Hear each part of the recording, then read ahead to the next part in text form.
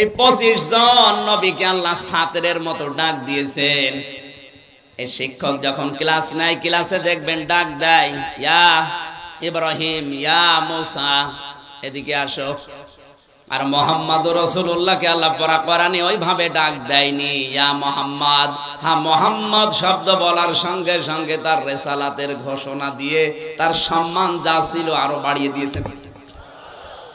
4 জায়গায় আল্লাহ এই শব্দটা দিয়েছেন, মুহাম্মাদুর রাসূলুল্লাহ ওয়া মা মুহাম্মাদুন ইল্লা রাসূল। জোরে বলেন আল্লাহু আকবার। আমার মুসলমান ভাইরা, যেই নবীকে আল্লাহ কোনদিন নাম ধরে পর্যন্ত ডাকলেন না, সেই নবীকে যদি বলে আপনাকে আমি ডান হাত দিয়ে চেপে ধরে কণ্ঠনালী কেটে ফেলে দিতাম, যদি কোরআনের ভেতরে আপনার নিজের কোনো কথা বানিয়ে বলতেন, তাহলে সে কিতাব কত অথেন্টিক এই আয়াত দ্বারা বোঝা যাচ্ছে। কথা বলেন ঠিক কিনা? এত বড় অথেন্টিক কিতাবের তাফসীর শোনার জন্য যারা বসেছি, আর একবার বলছি আলহামদুলিল্লাহ। দরুদ আর সালাম পাঠ করছি আমাদের নবী, মানবতার মহান শিক্ষক মুহাম্মাদুর রাসূলুল্লাহ সাল্লাল্লাহু আলাইহি ওয়াসাল্লামের প্রতি। কোরআনে কারিমে আমার আল্লাহ নবী সম্পর্কে যত তথ্য দিয়েছেন, সব চাইতে বড় আশ্চর্য লেগেছে আমার কাছে সূরা হুজুরাতের 1, 2, 3 নম্বর আয়াত। আল্লাহ তাআলা বলেন, ইয়া আইয়ুহাল্লাযীনা আমানু লা তারফাউ আসওয়াতাকুম ফাওকা সাওতিন নাবিয়্যি ওয়া লা তাজহারু লাহু বিল কওলি কাজাহরি বা'দিকুম লিবা'দিন আন তাহাবাতা আমালুকুম ওয়া আনতুম লা তাশউরুন। দিলের কান দিয়ে বোঝার নিয়তে শুনবেন, আমলের নিয়তে। দল মত আমাদের আলাদা থাকতেই পারে, কিন্তু কিয়ামতের দিন নবী যদি সুপারিশ না করে, আমির হামজা না, আব্দুল গাফফার না, আমার বাবাও জান্নাত পাবে না। এই কথা বলেন না। এজন্য আয়াতটা একটু ভালো করে খেয়াল করেন, সূরা হুজুরাত 2 নম্বর আয়াত।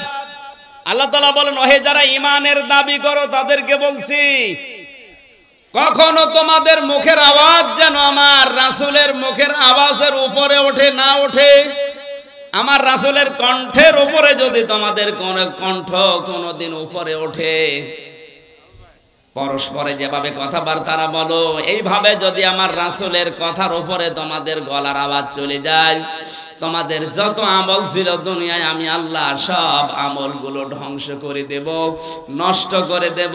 তোমরা টেরও পাবে না কখন তোমাদের আমল নষ্ট হয়ে তোমরা আমল শূন্য হয়ে গেছো। এই আয়াতটা নাযিল হওয়ার পর থেকে হযরতে ওমরের এত দারাজ কণ্ঠ ছিল, কিন্তু নবীজির সামনে আসলে কমপক্ষে 3 বার কথা না বলার পরে নবীজি তার কথা শুনতে পারতেন না। এত বড় দারাজ কণ্ঠের লোক যদি 3 বার বলার পরে নবীজি শুনতে পান, আমাদের কণ্ঠ কি আর আমাদের আওয়াজ কি? নবীজি এখন নেই, তার গলার উপরে আপনার আওয়াজ, তার মানে কি? এই শব্দের বাস্তব ব্যাখ্যা হবে, পৃথিবীতে নবী নেই কিন্তু নায়েবে নবী আছে। আল উলামা ওয়ারাসাতুল আম্বিয়া।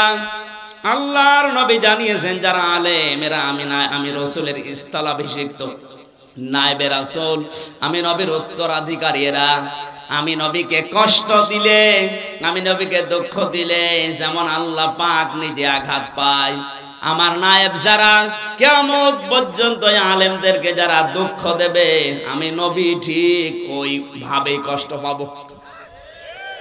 আর আমি নবী যদি কষ্ট পাই, তাহলে তোমাদের যে আমলগুলো আছে ওগুলো কখন নষ্ট হয়ে যাবে তোমরা টেরও পাবে না।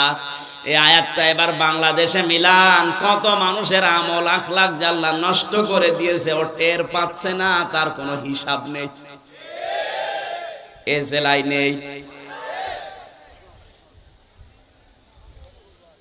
আপনার নিজের বাস্তব জীবনে আপনি মিলাবেন, আপনি আর যাই করেন না কেন অন্তত এইটা যেন হয়ে না যায়।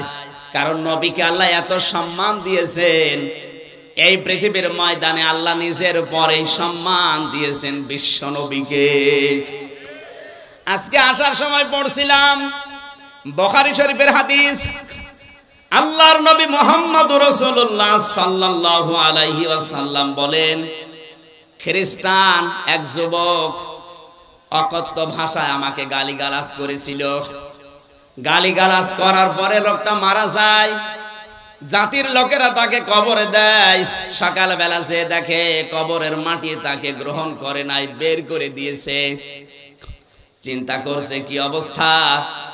সকালবেলা আবার তারা একটু গর্ত বেশি করে আবার রেখেছে কবরে। পরের দিন সকালে যে দেখে কবর তাকে গ্রহণ করেনি, উদ্গ্রহণ করে বের করে দিয়েছে। ওরা ভাবে এভাবে হবে না, আর একটু গভীর গর্ত করা লাগবে। গভীর গর্ত করার পরে যখন রেখেছে, সকালবেলা যে দেখে আগের দিনের মতো কবর তাকে নেয়নি, মাটি বের করে দিয়েছে। খ্রিস্টানরা চিন্তা করে এভাবে হবে না, একে কুয়ার মতো গর্ত করে রাখো, এর উপরে পাথর চাপা দাও, সিমেন্ট দিয়ে রড দিয়ে ঢালাই করে একেবারে শক্ত মজবুত ভাবে লাগিয়ে দাও, যেন বের হতে না পারে। কুয়ার মতো গর্ত করার পরে যখন ঢালাই করে দিয়েছে, উপরে বড় বড় পাথর দিয়ে সিমেন্ট দিয়ে, সকালবেলা যে দেখে পাথর রড সিমেন্ট ঢালাই সব দূরে গেছে, ওইভাবে মাটির উপরে পড়ে আছে। শুধু এতটুকুই না, হাজার হাজার খ্রিস্টানরা লক্ষ্য করে দেখছে একটা কুকুর এসে ওর মুখের উপরে লজ্জা স্থান দিয়ে প্রসাব করছে। আপনি শুধু নাউজুবিল্লাহ সুবহানাল্লাহ পর্যন্ত বলবেন আমি জানি, কিন্তু যদি আপনার বিবেক থাকে আপনাকে কিছু নেওয়া লাগবে এখান থেকে। এটা বুখারী শরীফের হাদিস। এই পৃথিবী প্রমাণ করেই ফেলেছে, বিশ্ব নবীর বিরুদ্ধে যারা অবস্থান নিয়েছে, কুকুর পর্যন্ত তাদেরকে মুখে প্রসাব করে ঘৃণা জানিয়েছে। 17 কোটি মুসলমান এই দেশে, 96% মুসলমান এই দেশে। কোরআনের এই অনুষ্ঠান থেকে দ্বার্থহীন কণ্ঠে আমরা জানাতে চাই, এই বাংলাদেশ বিশ্ব নবীর জন্য অক্ষ করা হয়েছে। কারণ নবীজি যদি পৃথিবীতে না আসতেন, বঙ্গবন্ধু হতেন না, আর বঙ্গবন্ধু যদি বাংলাদেশে না আসতেন, এদের স্বাধীন হতো না। সুতরাং স্বাধীনতার পেছনে মূল কারণ আমাদের নবী। এই কথা বলছেন না, উনি না আসলে পৃথিবীতে আল্লাহ তৈরি করতেন না এটা। আর উনি না আসলে যদি পৃথিবী না হতো, বাংলাদেশ নামে একটা দেশে বঙ্গবন্ধু আসতো না। আর উনি যদি এদেশে না জন্মাতেন, আমরা স্বাধীনতাও পেতাম না। সুতরাং স্বাধীন দেশে, এই স্বাধীন মাটিতে আমাদের কলিজার টুকরা মুহাম্মদুর রাসূলুল্লাহকে নিয়ে কেউ যদি কটূক্তি করে, গালিগালাজ করে, এ জমিন তাকে গ্রহণ করবে না।